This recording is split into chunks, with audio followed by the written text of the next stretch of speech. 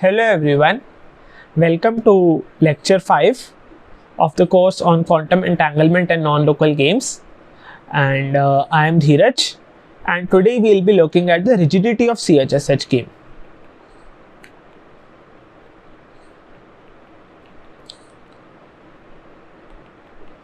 So what does this word mean, rigidity? So let's see.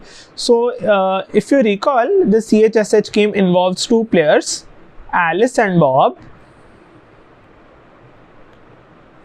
Each of them receives an input which is a single bit, say S and T. Okay, so this is a single bit, which means that it can either be 0 or 1, and each of them needs to produce an output. So we denote the output as A and B respectively. We look at the version wherein this output has to be either +1 or -1. Right, and in this version the winning condition is that AB must equals -1 to the power S and T. So what that exactly means is that if S and T are both 1, then I need that AB must be -1, which means that A and B must be unequal. And if any of these S and T is 0, which means that S and T would then become 0, then we want that AB must be +1, which means that the outputs must be equal. Right, and we saw that the best classical strategy gives us a probability of success of 3/4. We also saw that we first saw quantum strategy, which gave us a probability of success of cos square pi by 8, which was also equivalent to saying that bias is 1/√2. And we later also saw that this is indeed the best probability of success, or the best bias which we can achieve. Right, and the question is that are there other strategies, right? So is this the only one, or are there more? So we will see that up to some local transformations, the strategy which we saw is almost the only one, and that's what is meant by rigidity of the CHSH game. And in fact, if the two players are able to win, then it asserts somehow that they actually share an EPR pair, and they are also able to measure in the required set of bases. And this indeed forms the setting for many of these cryptographic protocols, for example, wherein you require Alice and Bob to share an entangled state. So here essentially this gives us a proof that they actually are sharing this entangled state, right? So if they are able to win the game with the sufficient success probability, that means that they have some entanglement with them, because we will see that this is the only way to win the game with the required probability. So let's see. Okay, so first let me recall what the strategy was, this quantum strategy was. So here in this strategy, Alice and Bob share an EPR pair, share state psi AB, which is of the form 1/√2 0 0 plus 1/√2 1 1. Okay, so they share a qubit each of this entangled state.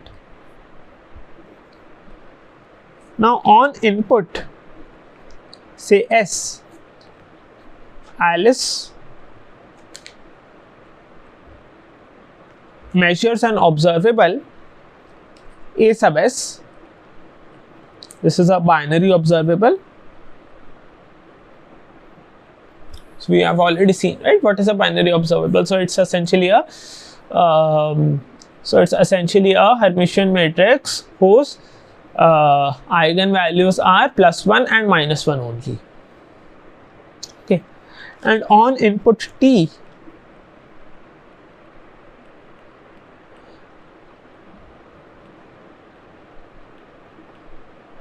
Bob measures B sub T, right, and again this is also binary observable. So, and what are these inputs? How are they defined? So, if you take A0 to be Z, A1 to be X, so Z and X are the corresponding poly operators, poly Z, poly X operators, and if you take B0 to be Hadamard and B1 to be ZHZ, then they win with the probability cos square pi by 8, right? So you can either consider them as basis measurements or you can consider them as binary observable measurements. So in fact, if you recall, I did the basis measurements in the lecture, and for binary observables I left you to verify some calculations, but after that you will be assured that the probability of success if you take these sort of operators is actually cos square pi by 8. Okay.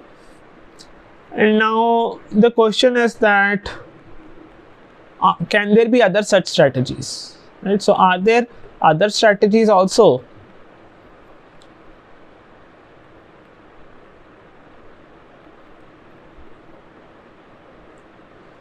Which achieve the above bias?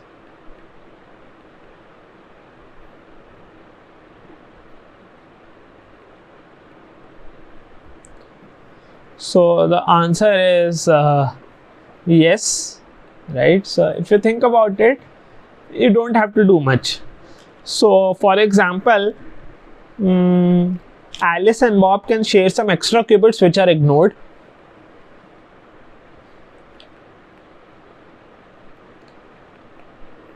So this is essentially not a new strategy, it's just that we are considering some trivial extensions of the original strategy. So Alice and Bob can also share some extra qubits which are ignored.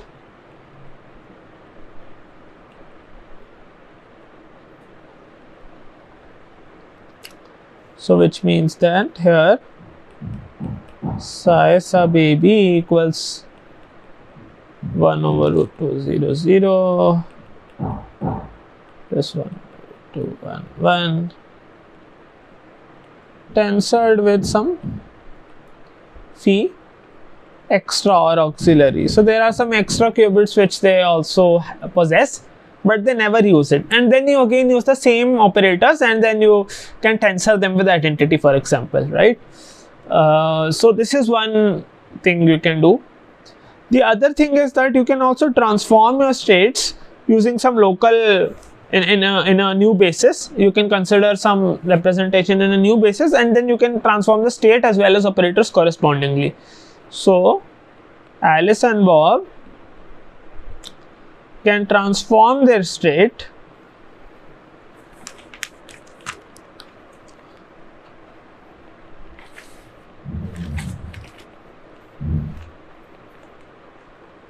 and operators in a new basis.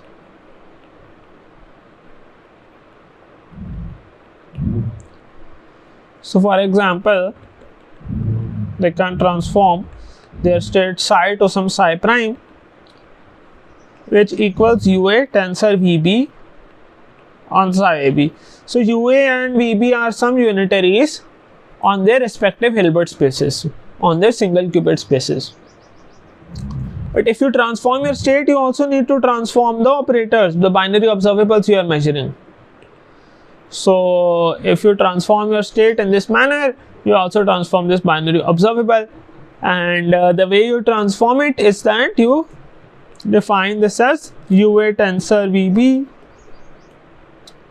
times AS times UA dagger tensor VB dagger. And similarly, BT prime would be transformed to UA tensor VB BT UA dagger tensor VB dagger. And you can check that the measurement outcomes will be the same if you make the corresponding transformation on both states and operators, right? But this is not something new we are doing, right? Basis change transformations can always be done, and extra qubits can also always be appended, or you can even do both 1 and 2, right? You can make some transformations and ignore some qubits.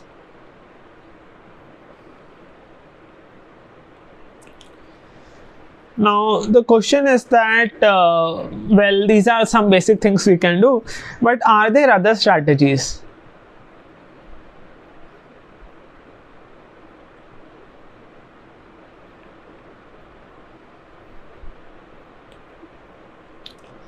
The answer is no, that these are the only strategies, and we state this result as the rigidity of CHSH game.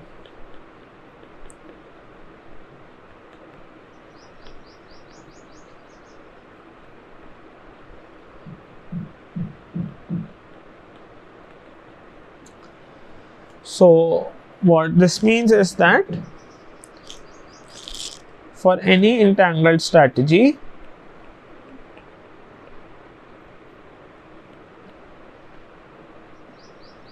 for CHSH game,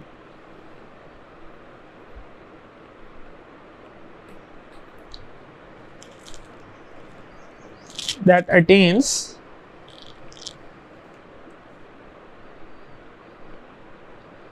maximum success probability,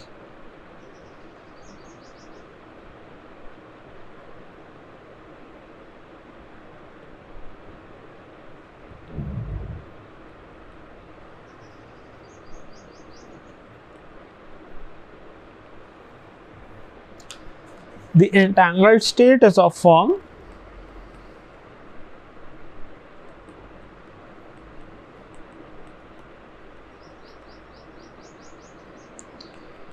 psi equals 1 over root 2 0 0 plus 1 over root 2 1 1 tensored with phi junk. So junk means that these are some wasteful qubits, and A0 equals to Z tensor IM, A1 equals X tensor IM, similarly B0 equals H tensor IM, and B1 equals ZHZ tensor IM. So basically the same operators which we saw earlier, and tensor IM is just the m dimensional extra Hilbert space we have, and basically this phi junk is in that same m dimensional space. Okay, so up to a unitary transformation. Oops. To unitary transform. So we are actually going to prove this result. Before proving this result, we'll discuss a few preliminaries. So although most of you might already be knowing, but yeah, it's always good to review them. This will also help us set up the notation. So the first preliminary which I want to discuss is POVM, or positive operator valued measurements.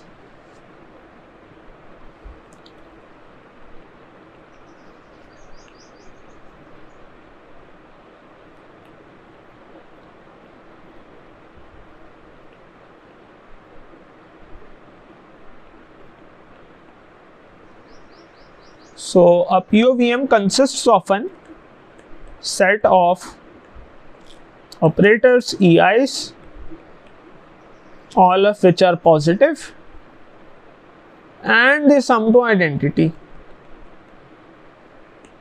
Okay, so all of these have to be positive and they have to sum to identity. And now you can talk about measurements with respect to these operators.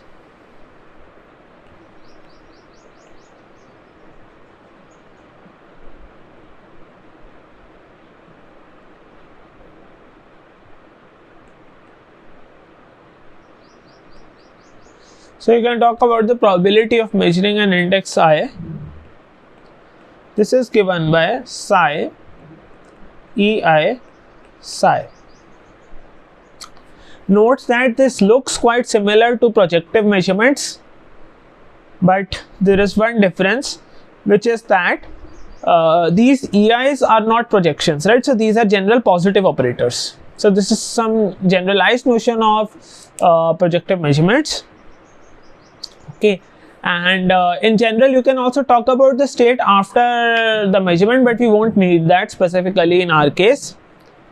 Okay, and these are more general, but you can simulate them using projective measurements as well, but for that you will need to go into a higher dimension. Okay, and there will be some problems with going to higher dimension, as we'll just see. So these can be simulated as projective measurements.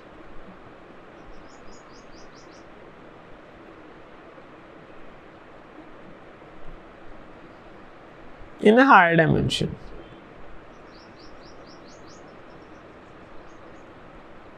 So there are some problems in going to higher dimension. We'll just come to that.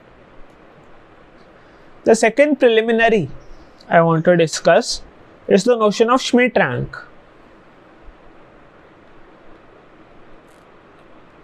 Schmidt rank and Schmidt representation.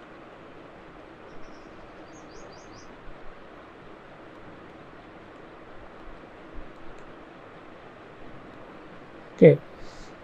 So firstly, the idea is that any state ket psi, so any entangled state ket psi, which lies in tensor product of two spaces CG tensor CD, can be expressed as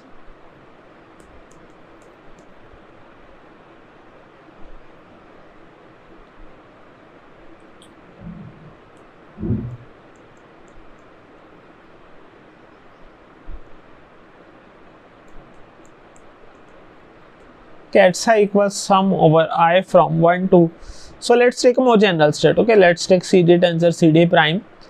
Then this can be expressed as ket psi equals sum over I from 1 to min of d prime lambda I uia tensor vib, where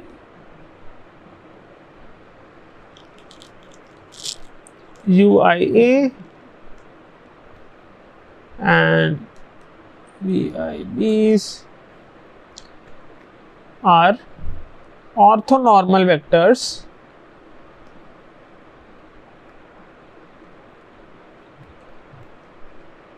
in respective Hilbert spaces.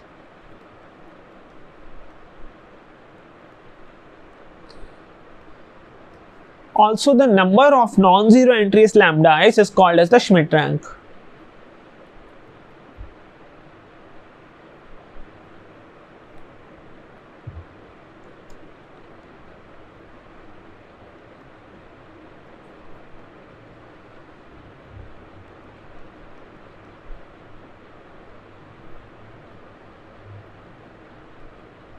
The number of these non-zero entries is called as the Schmidt rank. Now, one special case is when D is D prime. Okay, and lambda I is greater than 0 for all 1 less than equal to y less than equal to D. Okay, then psi is said to be of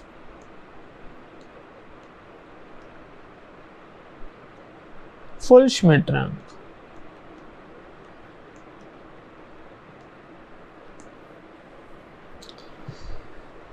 So we can always take psi to be a Schmidt rank vector by changing the Hilbert spaces appropriately. So we can always take some isomorphic Hilbert spaces, and we can always assume psi is full Schmidt rank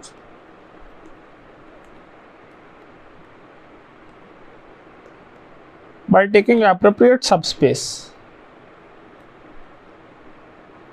So if it's not full Schmidt rank in the original vector spaces, I can take some subspace, and then in that subspace it will be full Schmidt rank.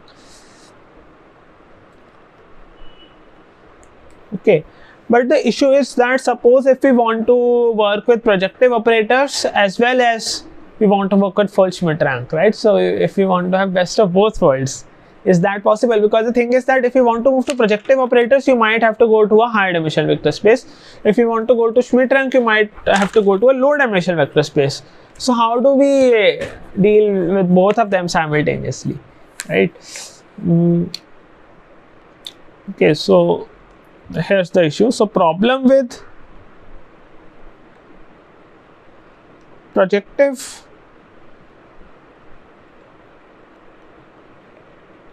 operators.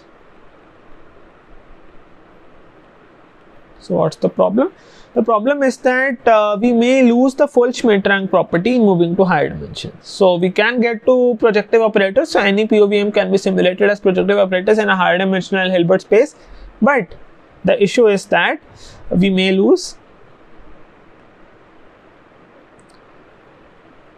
full Schmidt rank property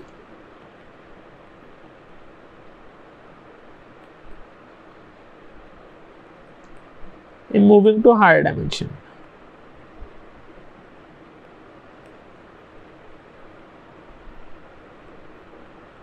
So here is an issue which we are having. Okay. And we'll actually resolve this issue in some way. That will in fact be the first step of our proof as well. Okay. So here are the steps for the proof. So this is the proof for rigidity. Okay. And yeah, so the reason why we don't want to lose the full Schmidt rank property is that our proof will actually rely on this property. So we want actually best of both worlds. We want projective measurements as well as full Schmidt rank. So here are the steps for the proof for the rigidity of CHSH.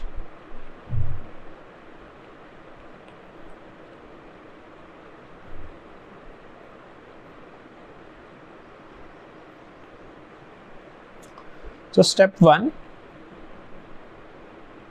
So step 1 of the proof is to show that it suffices to assume an ensemble of projective measurements on state with full Schmidt rank.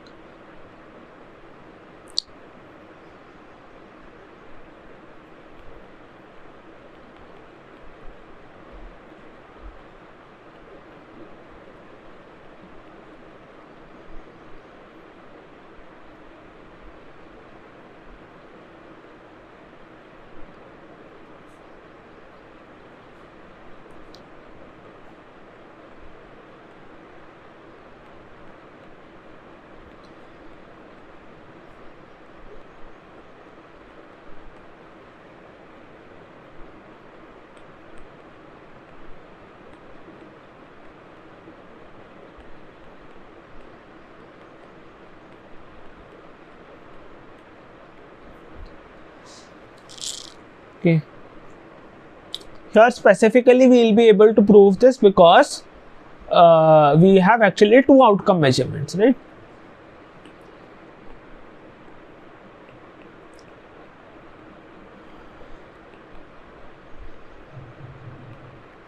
Okay. So here we see that CHSH game is indeed a two outcome game. There are two possible outputs we are discussing, right? +1 or -1, and in this setting it suffices to have this assumption.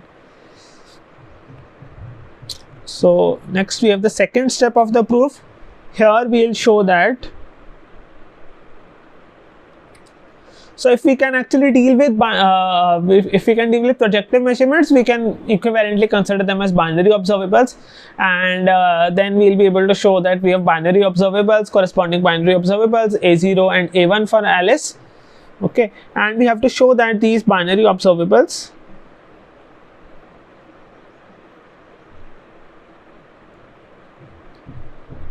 A0 and A1 anti-commute.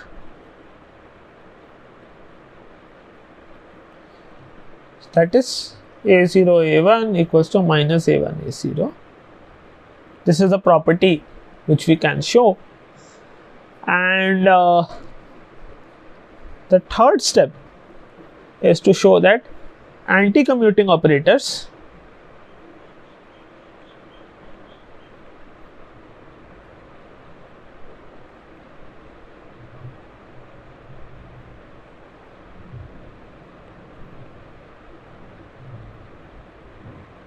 can be expressed as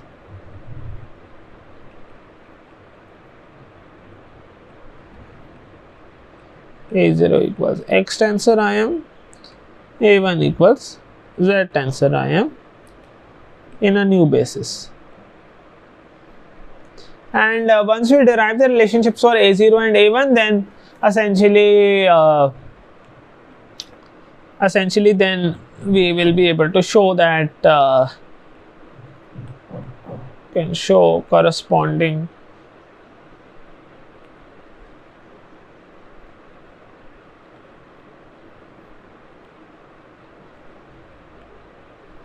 operators B0, B1 and entangled state psi, which is this EPR state. Okay, so these are the 4 steps in which we'll be proving. So 4th step is actually comes up naturally as part of the 3rd step itself. So I was initially thinking of clubbing these together, so that's why I said 3 steps, but yeah, you can take like 3 to 4 steps. And in today's lecture, we'll only be discussing the first step, and in the subsequent lectures, subsequent 2 more lectures, we'll be finishing this proof. We'll be finishing the other steps of the proof. So let's start with step 1.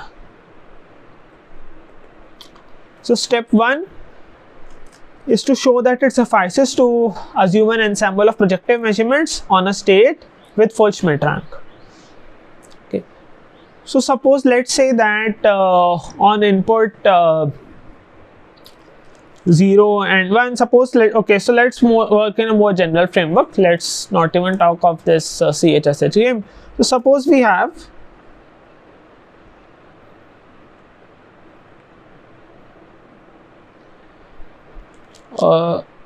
two outcome POVMs. Okay, that is, we have operators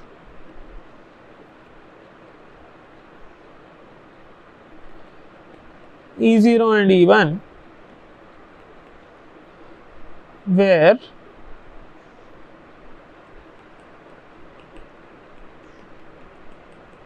E0 plus E1 is identity and EI is greater than equal to 0 for all IN 0, 1.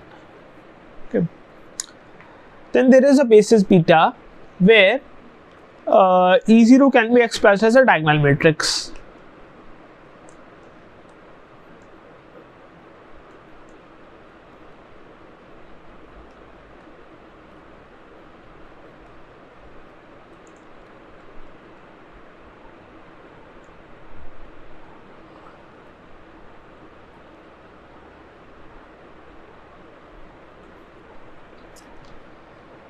So let's say that E0 in this basis beta can be expressed as mu1 up to mu d. So these are operators on d-dimensional space. Okay, this is of course an orthonormal basis. Here we always deal with orthonormal basis sets only. Then E1 in the same basis is going to be I minus E0. So that I minus E0 will be of the form 1 minus mu1 up to 1 minus mu d, and then all non-diagonal entries are again 0. And since both of these are positive, we must have each mu I lies in 0 to 1, closed interval 0 to 1 for all I. Okay. Now what I can do is that I can express E0, which is of the form mu1 up to mu d.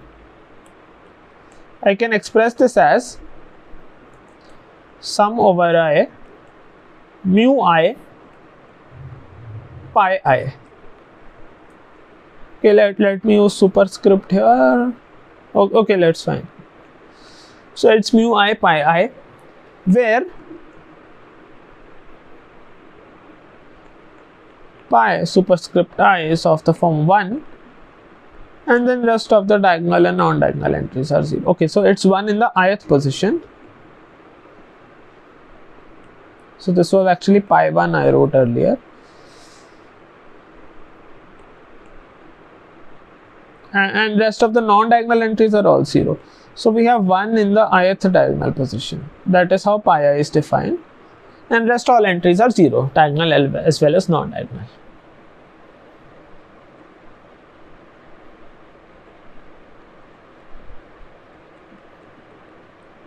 So this is how I am defining pi I.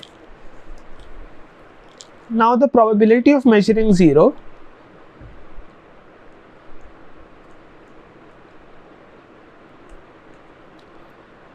is given by psi E0 psi, which equals psi sum over I mu I pi I psi, which equals sum over I mu I psi pi I psi. Okay. And now actually I can express this in the form of an expectation.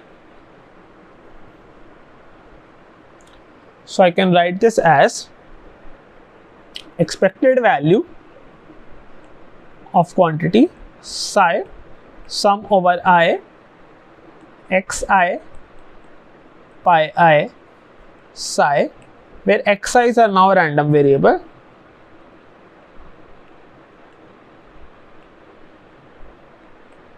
and here I have that each of these xi's is actually a Bernoulli variable with parameter mu I. So it's 1 with probability mu I and 0 with probability 1 minus mu I. So when I take the expectation over xi, I am going to get here mu I, right? So xi times this thing, in the expectation thing it will come out to be mu I times this, right? Because the probability of xi being 1 is just mu I. And now what I do is that I define my projector as, so I define this summation as pi 0 superscript x. So what I have defined is that pi 0 superscript x is defined as sum over I xi pi I. Okay, and this is essentially a random matrix because these xi terms are essentially random. These are random variables. And now what I say is that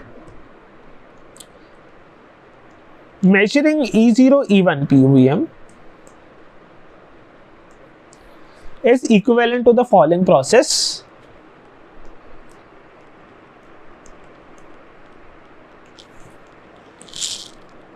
So here we sample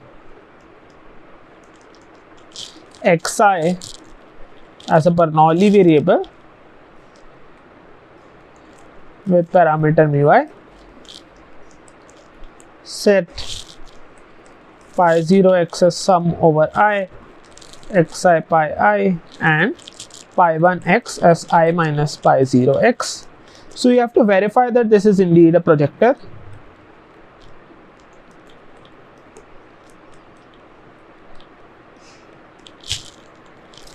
And then you measure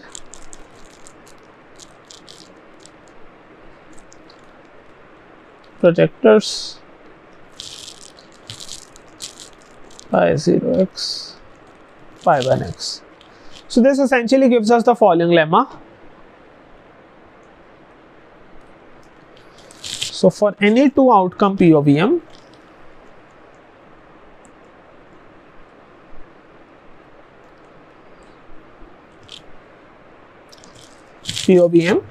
there exists an ensemble of binary variables, binary observables.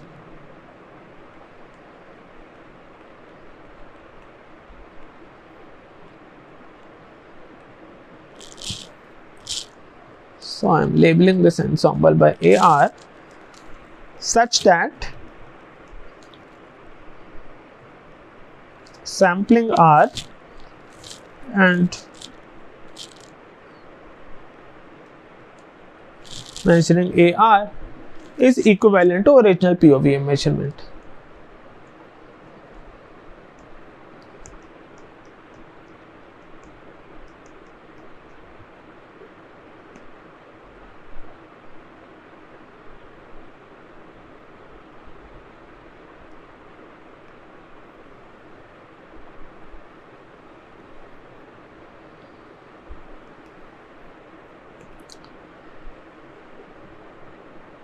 Okay, so essentially sampling is equivalent to the original POVM measurement itself. And here the thing is that we never go into any You know, we never need to go into a higher dimensional space. We only work with the ensemble of projectors in the same space. So even if you choose the original space to be one with the full where psi is actually full Schmidt rank, in the same space you can get a set of binary observables which are corresponding to your POVM operators, right? So we actually showed the condition of projector such that sampling the projector and measuring is equivalent to measuring POVM. But then if you have projectors, you can always define corresponding binary observables also.